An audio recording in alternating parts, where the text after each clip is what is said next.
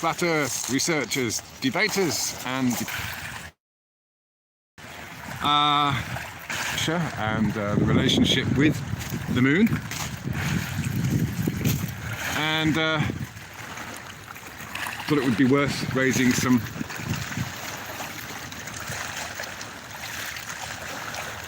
more talk about this whole thing. These tugs are going out at the moment, so we're probably going to see a nice big ship come by. So I'm trying to find somewhere that I can rest this phone. Bear with me. I'm on the beach here down at Portishead. Hope you're all doing all right. The sun's out, which is nice. Let's see if I can prop this up on a rock.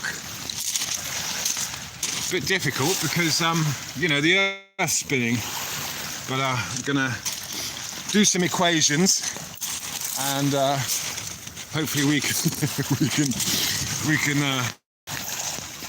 can I put it in there? Good individual. Hello there. All right. I know it's much nicer when this is stable. So please bear with me. I should have done this before I got going, but I'm looking for a crevice to. Right. Okay. Looks like it's doing the job. Hi. Where is that? This is. We're looking at the Severn Bridge over there, which is on the Severn Estuary in the UK, southwest England, and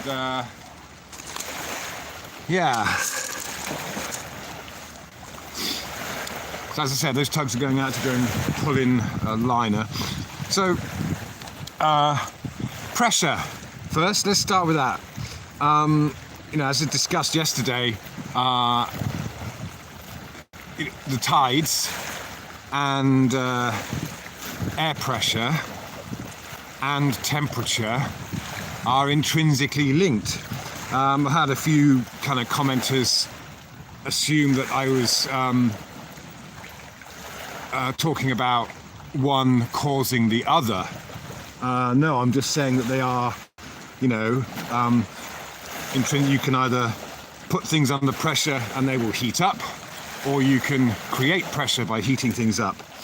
They work in tandem. So to say that one causes the other is not the point. But the point is to realise that these tides here, this water going up and down here in this particular place, also correlates with a change in air pressure. And of course it does tie in with the moon. Talked about the heat, the cooling properties of the moon yesterday. But I think what's more prominent is, of course, the warming properties of the sun. That will create a change in pressure throughout the day. So there's a whole bunch of things that, a lot of us, I'm sure, have already thought about on our journey, especially when it comes to the idea of gravity. So, again, as I mentioned yesterday, when you think about it,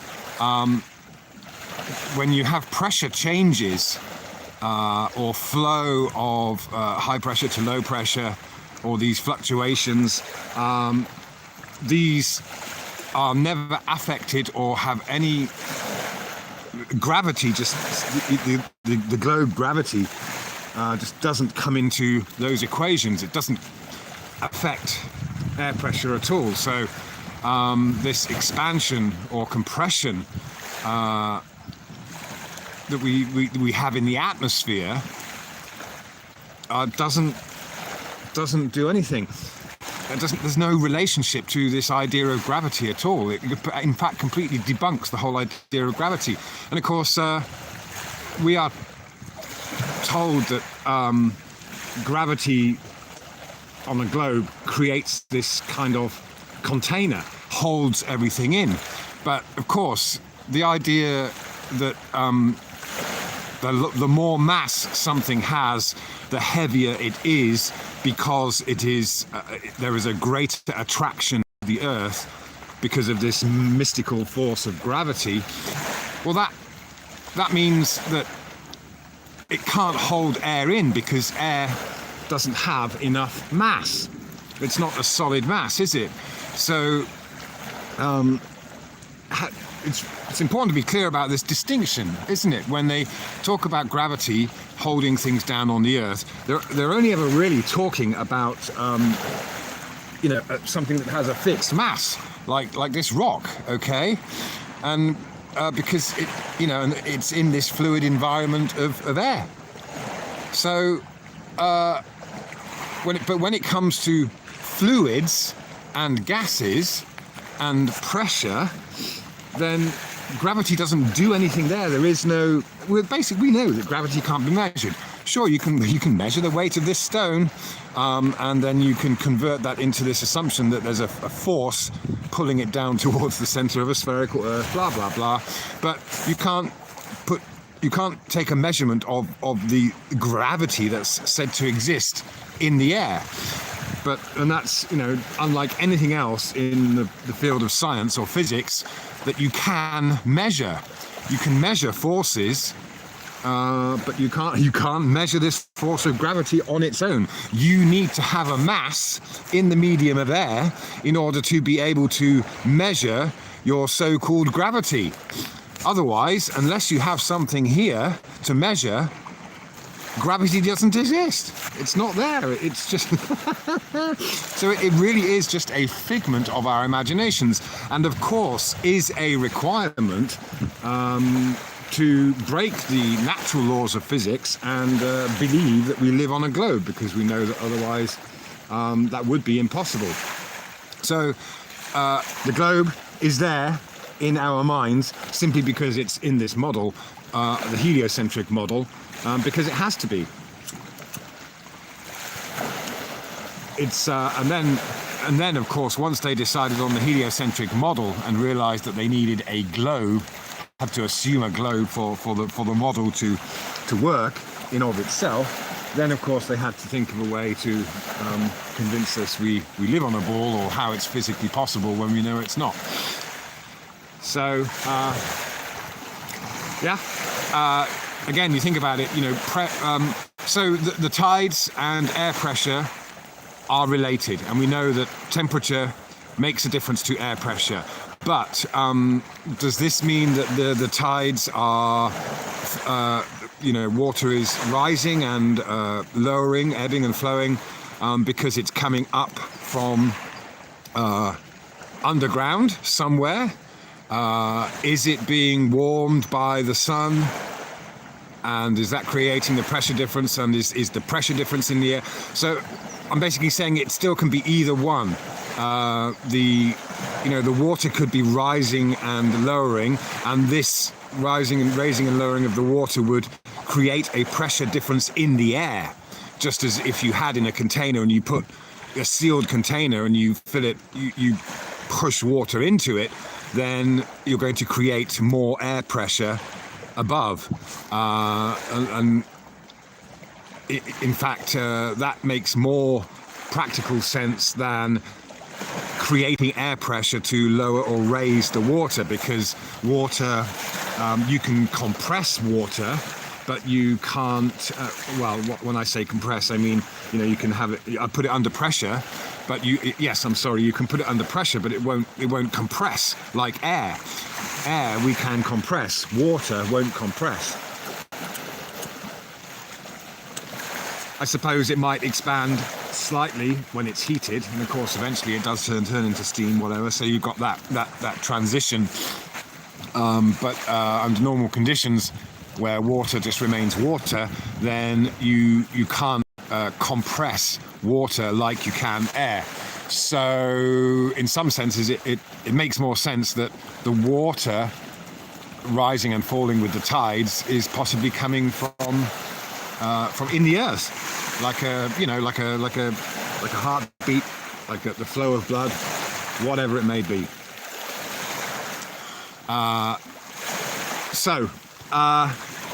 yeah, we can just look at this scene and we see that gravity is not a thing.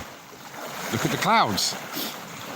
Yeah, they're just suspended there, and as a mass, they are much heavier than the air that they surround, but they hang up there. So why is that? And what do we see with clouds? We see a lot of electricity going on. We see, lightning, which, so there is energy, there is electricity, there are frequencies going on all over the place. And we can see the frequencies that are going on in the air reflected on the water. So yesterday we mentioned the electromagnetic frequencies. I think there is not necessarily one answer, and we shouldn't be shepherded into coming up with a single answer for cause and effect of everything we see happening on the Earth. Of course, with the globe belief and gravity's godlike status, and gravity is responsible for everything. It seems to have a mind of its own and can change its physical properties at the will of the mathematician, and we just have to believe it, because we're having to believe that we live on a globe. But the only way you could ever recreate this in physics, in a lab or whatever, is in obviously a container. I mean, we do that with what are they called? Where you keep plants. Vivariums? Can't remember the word. Anyway, I'm not seeing any chat come up. I wonder why that is. There's no one chatting. Oh, yeah, right, sorry. Okay, whoa. All right. Gleam. Have you seen Nathan Thompson's video where they CGI inverted the top of the water surface and it looked like clouds? Oh, brilliant. Beginning to see. Hi. I knew something was out of kilter all those years. I believed I was on a spinning board. Yeah, that's it. We question it when we're kids, and we're quickly told, under no uncertain terms, that it's all been proven. We live on a globe, and of course, it hasn't. Not at all. Execrate. Hi.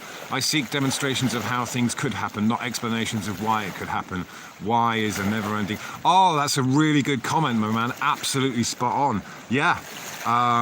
Because if we are talking about science here, then, that's really good. Terranium. Thank you, Sean. That's the word I was thinking. Or isn't there another one where it's just for plants, and then you create the condensation in the plants? I mean, in the jar, and you put a cork on it, and you can keep this kind of tropical forest going in a jar. What's that called? It's got another name. Yeah, Tony Dixon. Hi, Billy Sunday. Hello, Gleam Mac Hannon. Okay. Yeah. So, of course, it gets annoying with all these people coming along and saying, but it's good because. It's understandable when people are introduced to this whole thing for the first time, and they just can't get their heads around it. It seems so extreme. But of course, to many of us that have gone through this process of deconstructing, reverse engineering the globe, and realizing how it was put together and why explanations have been put forward instead of actual proofs or discoveries, then okay, you can then more easily come to terms with how it really is, how we see it. And it just goes to show the extent of the mind control there that has gripped us since childhood. Ingested red. Oh, okay, you retracted your message, but hi there. Yeah, so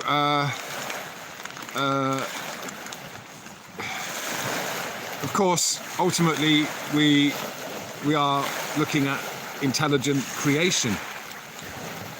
Again, the how and the why of that, for anybody, no matter how many qualifications or how much studying they've done, reaches a dead end. We all reach a dead end.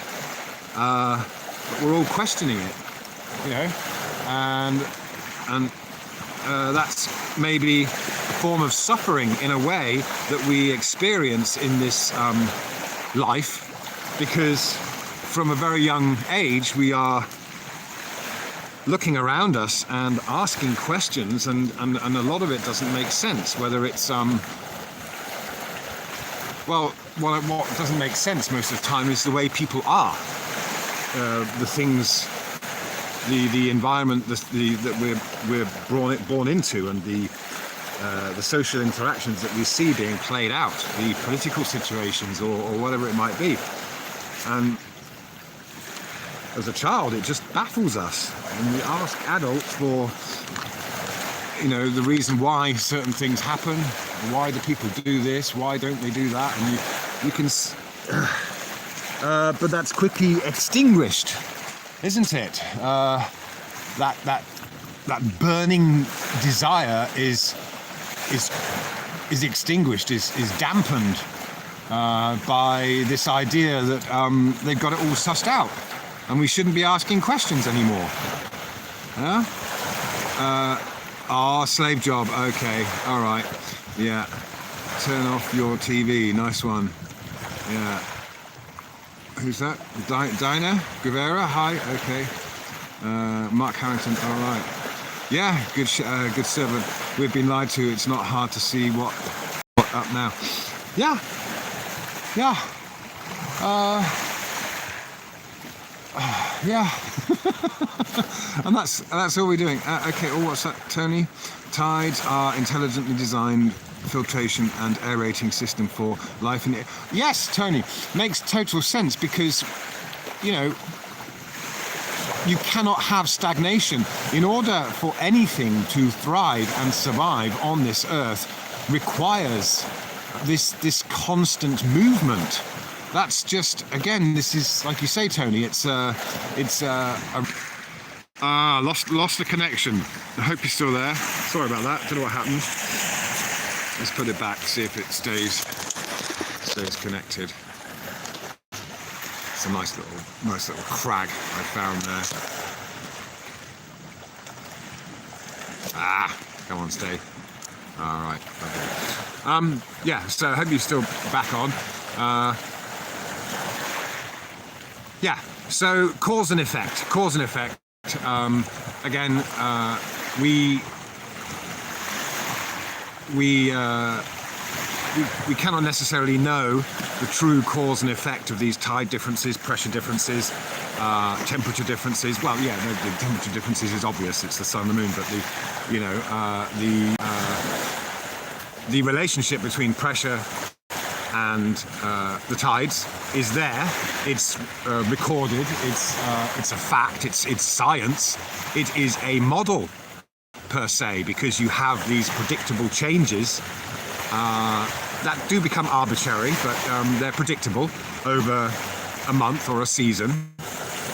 Yeah. Just while we're at it, another thing here, the sun. The sun is really low.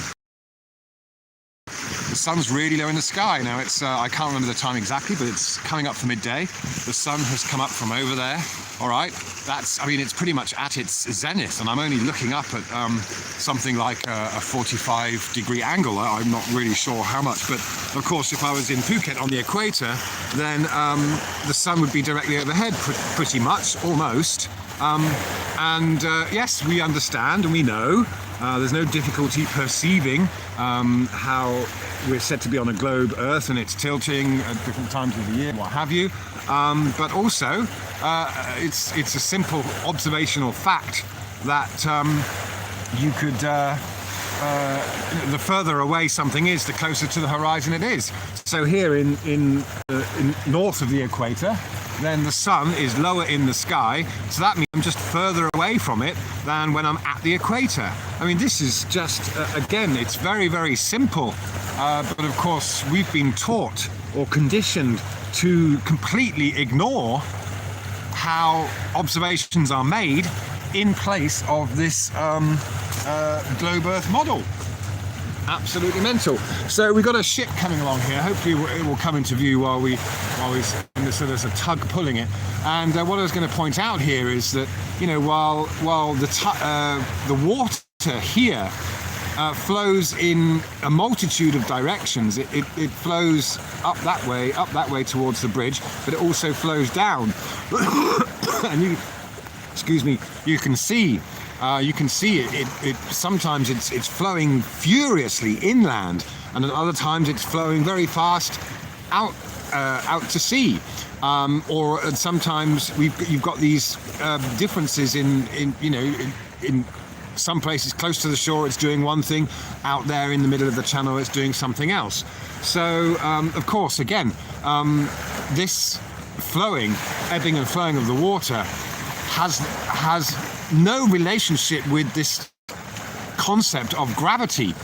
It's not being affected by. If gravity were a real thing, then massive bodies of water wouldn't move because they would be held in place by gravity.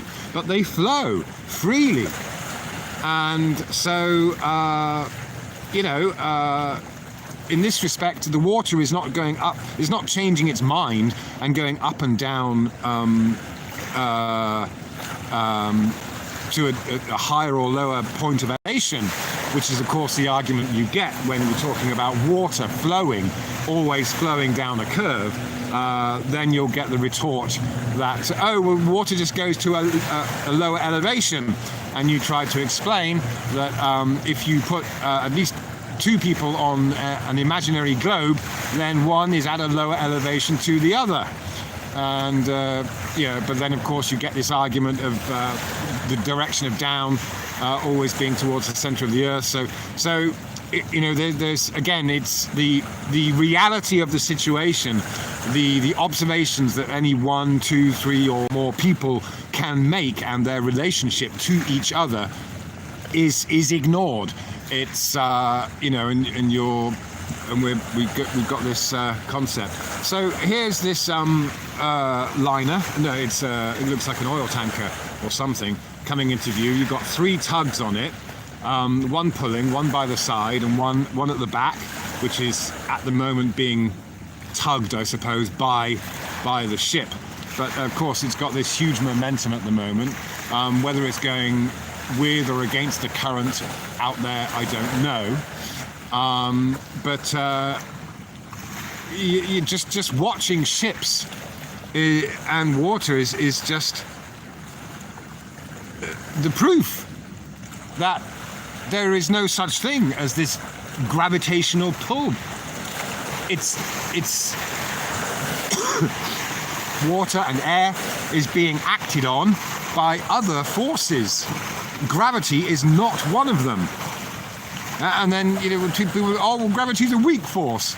No, gravity just doesn't exist. It not in the way that it's described as mass attracting mass for this globe Earth model. Yeah. So and that's the thing. You think about how gravity is described as being, again, the more mass something has, then the greater the pull of gravity on it.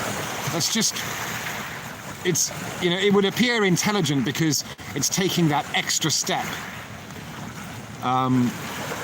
away from being able to weigh something and applying this concept of a sphere in space where there is no up and down, and gravity creating up and down. So it's all very well understood, but it cannot be measured and cannot be demonstrated. And so here, how many tons is that ship just sitting on the top of the water? And it comes down to the ship's relative density, its volume, and the density of the ship's volume.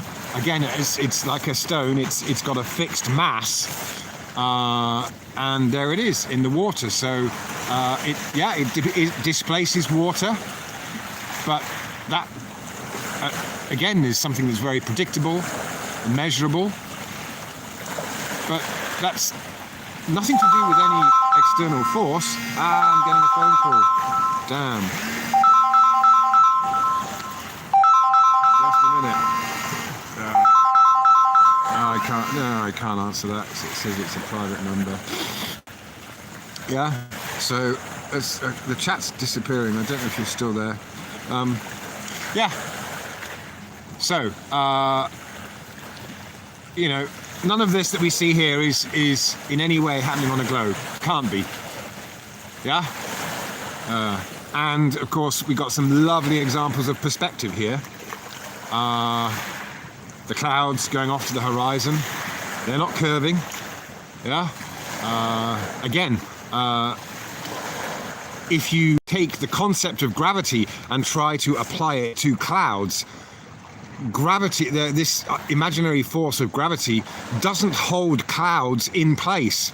Even if you want to perceive that level is perpendicular to the center of a sphere and perceive that these clouds are going off around some curve and they are being pulled around by gravity, that doesn't fit with the model, because again, the idea of gravity is that the greater mass something has, the greater the force of gravity on that mass. So of course clouds and air are so light or so massless, you can't, gravity doesn't apply. So there's no way that gravity could pull these clouds around an alleged spherical Earth. It wouldn't happen. It didn't, so again, just, gravity only works when you're talking about a solid mass.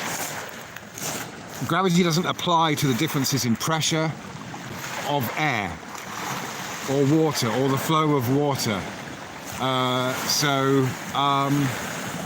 It just doesn't exist. It doesn't exist. That's all it is. And of course, the measurements for gravity are all done in the medium of air. And just as that ship can be weighed. Can you weigh it in water? Can you weigh a fish in water? No, something that has a mass is only going to be weighed in an environment that's less dense, or a fluid or liquid environment. Yeah. So yeah, when you really think about the globe Earth model, it doesn't fit with reality in any way whatsoever. And of course, there are all these compartmentalized explanations for different things that do not fit together either. And I think that is the first part of the process that we all go through. It was like that for me, and I saw some people said it was the same for them yesterday, that you start off by actually thinking and comparing these different explanations that are given for the globe, whether it's the stars being millions of miles away, observations, the horizon, seasons, the moon's alleged gravitational pull, and then you make these what is it, the Coriolis effect, and the fact that we don't experience that on or above this Earth. So this is the thing when we compare, like for example, Foucault's pendulum is used as a proof of the globe because it's said to swing on its own, and it's said to be the Earth rotating underneath it that causes the pendulum to appear to rotate.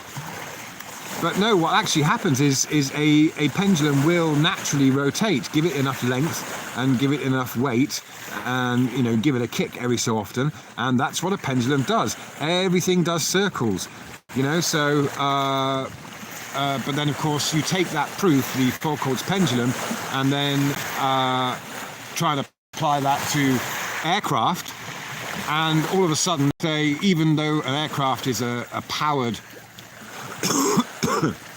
flying machine, the Earth doesn't spin beneath an aircraft. While the Foucault's pendulum is used as a proof that you can have something hanging above the Earth and the Earth will rotate beneath it. You know. And of course, the Foucault's pendulum was around before we had flight. So if aircraft had been around before Foucault's pendulum, then maybe they wouldn't have cut. You know, but who knows? Who knows how this is all played out in history? But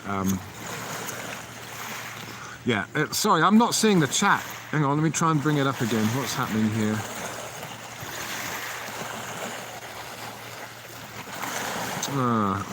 Okay. Yeah, chat's not really coming through, so I'm sorry if you're chatting. But you know, that's all really. We have a lot of people discovering this for the first time, and all we can do is encourage others to really think and be honest, because when you look into finding the proofs, or you just go back and try to find out when it was ever discovered that the Earth is a globe, and it wasn't. You know, they all go back to Einstein's discoveries or Newton's discoveries, and all they ever did was discover a way to perceive it in a mathematical model. You know, it wasn't discovered as any scientific fact. And again, it comes down to the maps. The globe, as I said yesterday, is just two azimuthal maps stuck together with imaginary points designated as the center for each of those maps. But the confusion comes because an azimuth map needs to be centered on wherever you are. So if we're going to make an azimuth map from here, then we'd have to do it from here. This would be the center point. Yeah. And again, we got a bridge over there, which is about, I can't remember how long it is. It's probably at least 2 miles long. Yeah, 2 miles wide. And we can see this curve. We can see the curve there on the horizontal. But I can sweep across this view of many miles. There's 2 miles there. Okay, and we see no curve. Yeah. So, and of course we know that observations are governed by perspective, and perspective has been ignored and passed off as an imaginary curve to give us this objective view, this objective concept, a view we've never had, a view we must believe and have faith in, as usual. And yeah, it's time to wake up and grow some real balls to question the ball. Yeah. So listen, I'm sorry, I'm just not seeing the chats anymore. Live chat, okay. Yeah, I'm trying to. Oh.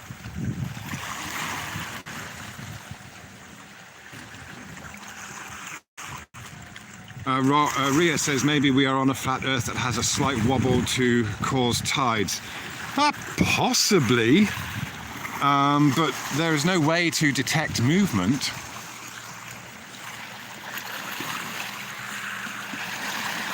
John says Ball Earth was promoted heavily the last 100 years. Yeah, it's not been long. It's not been long. And of course, I think the world wars and stuff were an excellent way to break down all this information. Tony Dixon says the shoreline where you are now, Nick, is at the same elevation as the shoreline at Copacabana Beach on the Brazilian coast. Yep. Spinning globe believers must realize the Earth is demonstrably level. Absolutely. Fresh look, the flat Earth is beyond concept. It exists in reality and we are out observing it. Oh, this is fantastic. Absolutely fantastic to see such solid understanding and realization. I think that is so important. The conviction in reality, not being swayed or persuaded by these ridiculous concepts that attempt to tell us who we are, where we are, what we are, and when we are, and put the Earth in some kind of place in space. Yeah. So execrate. All right. And TP in a tree. All right. Dinah. It pisses me off when none of my fam believes Earth is flat. No, we are lied to. Yeah, Dina, it's tough, isn't it? You know, but at the same time, you know, you can't argue with such people because again, you know, the more pressure you put on them, the more they push back.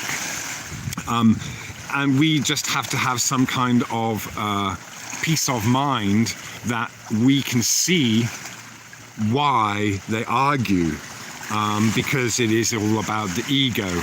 And so we can just, again, be an observer, I think, and know in ourselves that it's only because we've questioned ourselves and examined or studied our beliefs internally that we are now comfortable with our own understanding. And you know, if you just look at any culture anywhere in the world, the people born into that culture very rarely break away or emancipate themselves from the consensus of that culture.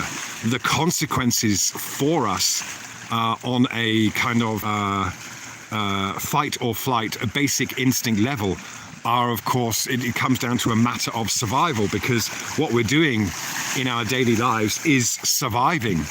And at the root of any reaction is this fight or flight thing. This is one of two things, isn't it? And then we make up our minds whether we're going to what we're going to do to survive that situation. And of course, the ego is all about survival.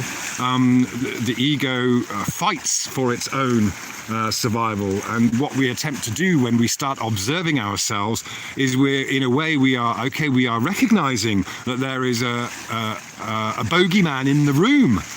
And so all of a sudden the ego changes its tactics when it realizes it's been spotted. Then it goes on the defensive.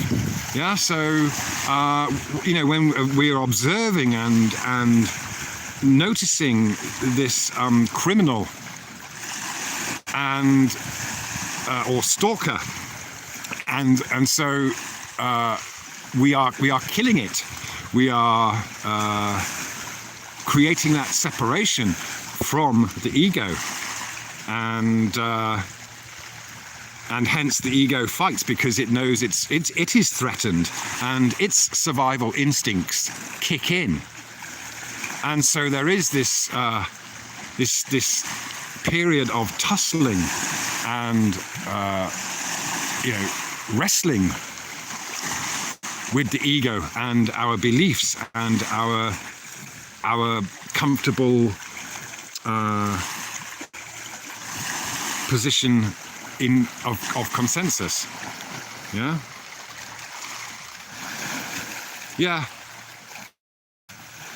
And yes, of course, we are really tired of them. And a lot of the time they want to wear you down. That's their only thing. So the moment someone is not addressing the issue. You see, I say on here, you know, hello, flat earth researchers, debaters, and debunkers. And that doesn't, you know, I mean, debate in my mind is we can debate until the cows come home, whether it's you know, air pressure and what have you, the cause and effect. But you know, I'm not going to waste time debating whether the globe is real or not. And then, you know, go off on some tangent and get all nasty. No, so debate to me is this discussion, this exploration of reality, and anything's possible. The fact that, you know, the fact that we're here means that anything is possible. So, you know, to ignore the infinite possibilities of the how and why we are here is ignorance. Yeah. So Gideon, hi. 2,000 years ago, we'd all be labelled Christians. Fresh look at the truth. It is not good to fight fire with fire. Yeah, everyone gets burned. Yeah, good point, man. Hi, blood. I can only laugh at them. Yeah. But again, of course, it does, of course, a lot of people seem to be on task, but to point the finger and kind of ridicule is, again, the idea here to try and at least get everyone on a level of understanding where we can talk and where we can initiate more exploration. And it's an exploration of the real physical world and an inner exploration.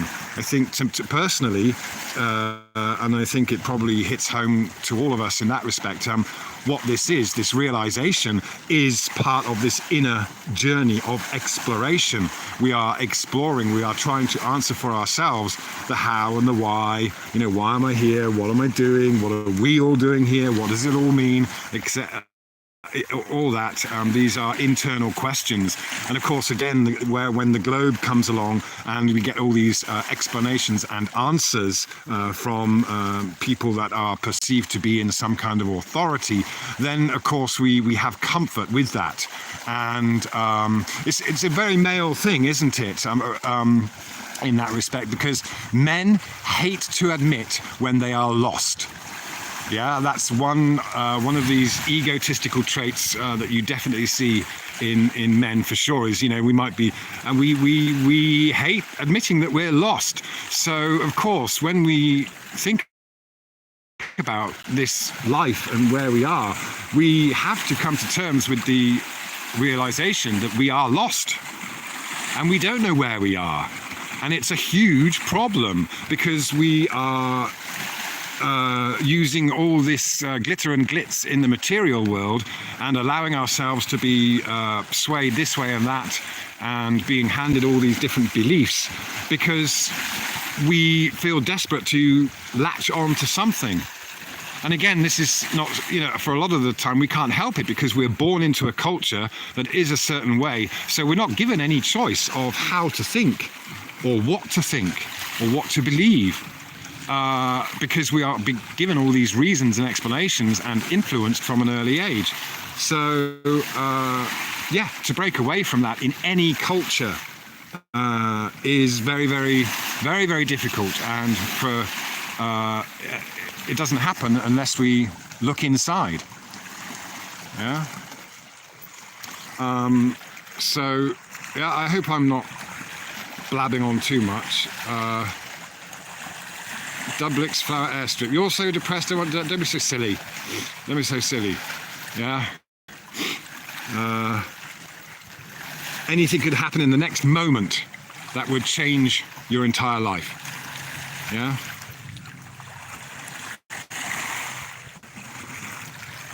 But I will erase some PED criminals before it. Okay.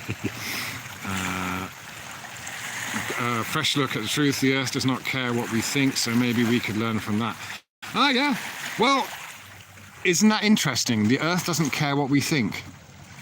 Maybe it does, though. Maybe that's what it's all about. Maybe our job is to tend this garden of Eden, for want of a better word.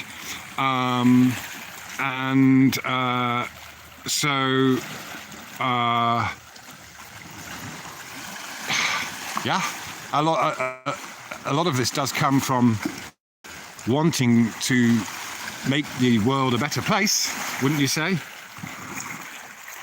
Discuss the circling sun. It's okay. Timmy dog. Dublix. Nothing changed. Okay, you had a moment. Nothing changed. For 20 years. Lies exposed. Planets don't exist. Yeah. Makes you think better. Yeah, I mean, of course, when you say something like that, planets don't exist or space doesn't exist, others will get this impression that we are ignoring the things that we can actually see. So, of course, what we mean is, rocks, spinning space rocks, and what have you. But yeah, of course, when you say, "Oh, planets don't exist" or "space doesn't exist," that's a very simplified conclusion that someone who is new to all this won't get. They won't understand where you're coming from when you say this or that doesn't exist. Unfortunately, it has to be explained how you arrive at that. What that actually means, as in, the vacuum of space being a concept in order to have bodies of mass move around freely without any friction, blah, blah, blah. Again, a vacuum is just an extension of this concept when it comes to mass and inertia. And of course, it all goes with the assumption that everything is bodies of mass swinging around the sun. Yeah, so, oh dear. Double X, I make reggae and dub music. Cool, man. Well, you've got to be happy for that, man. Nature abhors a vacuum, yeah. Oh, who's that? Carnal Mango. The truth of flat and stationary Earth helps us to come out of the lies of the people in power and what they have taught us. We are all equal. The current... Oops. It's gone up. The currency system is all fake. We have no enemies. Oh, lovely. Really nicely put. Yeah, that's very succinct. Kind of sums it all up. Again, all any one of us can ever do is have that realization, make our internal observations, and until it becomes apparent, and then one by one this change occurs. Hey Jazz. All right. Mark Hanna. Okay. Yeah. All right. I'm just going back. Billy Sunday says north and south, fourth dimension, east and west, third dimension, standing still, second dimension. Interesting. Yeah. Okay. Yeah. Chat's full today, so everyone's skiving off work, are they? It's Monday, and I got lots to do. Obviously, being back here in the UK is there's reasons, and I've just got to get with the program and sort things out with the aim of getting the family over here at some point. So a bit of a rough time at the moment, but it's kind of a many-month plan. Yeah. Anyway, so it's lovely, isn't it? We have all these examples of pressure fluctuations, the non-existence of gravity, the existence of perspective in our vision, making the clouds go down. Gravity is not doing anything to the air pressure. It's not doing anything to the water. There's waves and stuff, and it's all related. The cause and effect is still unknown. But as I think it was Tony pointed out, we have you have to have this flow, this ebb and flow for anything to live. Stagnation means death. And that's what happens really with the globe belief as well. We become stagnated in it's like arrested development. The globe is passed off as some kind of special concept that has been answered by all these scientists, so our own development, our internal journey is arrested, and we are persuaded that there is no more progress to be made apart from getting ourselves onto some barren rock millions of miles away with no air. So and again it seems to be this kind of male thing, but when I say male, I mean more about this masculine side of the ego that exists in any gender. But it's this our desire to explore this our physical and metaphysical world is misdirected up to these impossible places in the sky, and that is, again, it's disempowering. It is misdirection, and it stops us making progress. I must admit, though, obviously, being back in the UK, I see.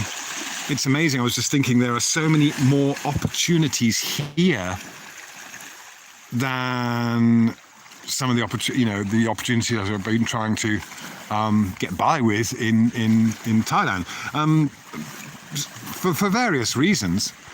So development and progress in a technological sense is very much apparent here, of course, compared to somewhere in Asia. But you know what? Hi, Cool Pics. Quick thing on the coronavirus. I personally believe that this is an economical war, and it's because I work with people in the shipping industry. All shipping has been massively impacted because almost every country relies on shipments of products or piece parts from China. China is the world's producer of pretty much everything that we use, whether it's microchips or parts for cars or whatever. They have this massive workforce, and so what I believe is happening right now is it's all being stopped. So commerce has almost ground to a halt in terms of international commerce. So this, of course, ultimately has created a false demand. So you just hold off, you cut off supplies for a while, and then you naturally, by doing that, you create this increased demand. So what's going to happen is things will be, commerce will be re-established, but the cost will have changed. The cost will have gone up. The demand will have increased, so the prices will have increased. So basically, it's like a coup by China, but not necessarily by China specifically. But it's this coup to freeze everything, freeze movement, and then put new things in place.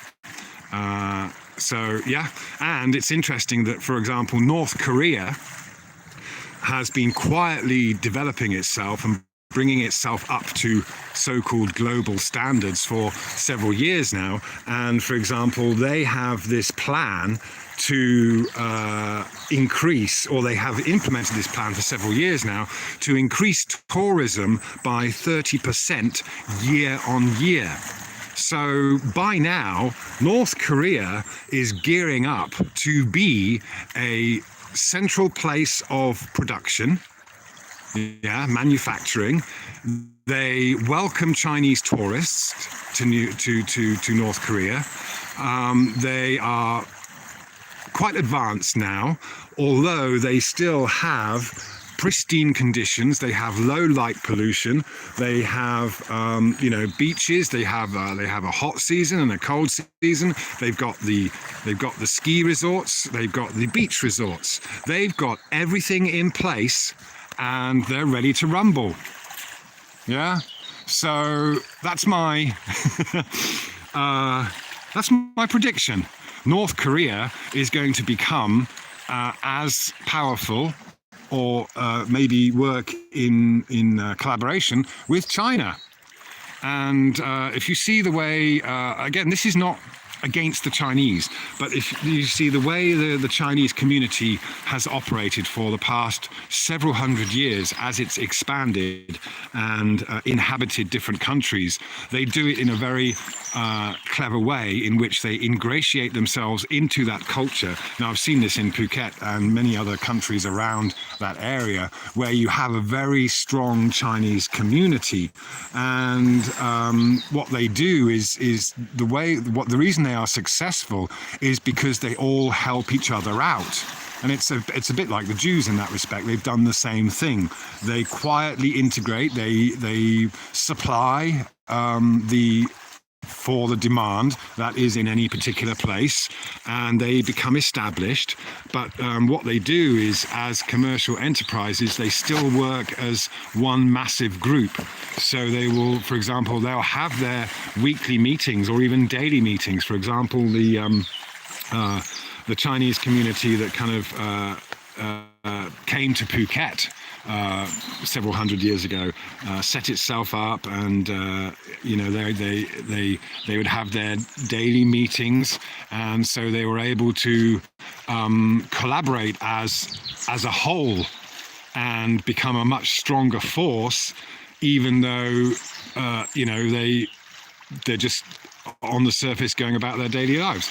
So now, for example, in Thailand, much of the wealthy population is Thai Chinese. They married in to the culture and have been integrated with it, but at the same time they maintain their Chinese culture and helping each other out. So they become a very strong force, and that's how they've done it. That's how they've more or less controlled or been at loggerheads, of course, with someone like the States. And it's always been that way. It's always been a war between these business factions. That's ultimately what we're dealing with when we are in these different societies. We are in, we know that a country is a corporation, and so the people, the population of that corporation are the human resources, and they get taxed and they do things, and blah blah blah. It all works out, and it's just it's the way things are. It's the way commerce is conducted. And so that's what I believe the coronavirus is. It's a way to and it's amazing how easily it's done. A few people reportedly, allegedly die from a flu, and the whole world seizes up. I mean, and this just is an excellent illustration and demonstration of how profoundly the media affects our opinion and the status quo, and really can bring about change without anything actually being done other than constantly broadcasting news stories and propaganda. So of course they bring up these figures, and they're talking about the future. It's all about the future, there could be 500,000 cases by blah blah blah blah blah, and everyone's going, oh my god, and we're paralyzed, literally paralyzed. The world's economy has been paralyzed by this fear. And so again, this all goes back to this thing about belief and being persuaded and being influenced, and the ego being controlled by fear. Yeah, it's all the same. It's all the same stuff. So yes, once we are able to observe our ego being influenced by fear or influencing us, then we win. We win the game. Yeah. Anyway, I think I should leave you with that. And I really appreciate it. It's lovely to see so many people coming in, and really nice to see this solid stance against what we are falsely led to believe. So let's catch up soon, and I will bid you farewell on our lovely level Earth. Thank you very much all. Cheers.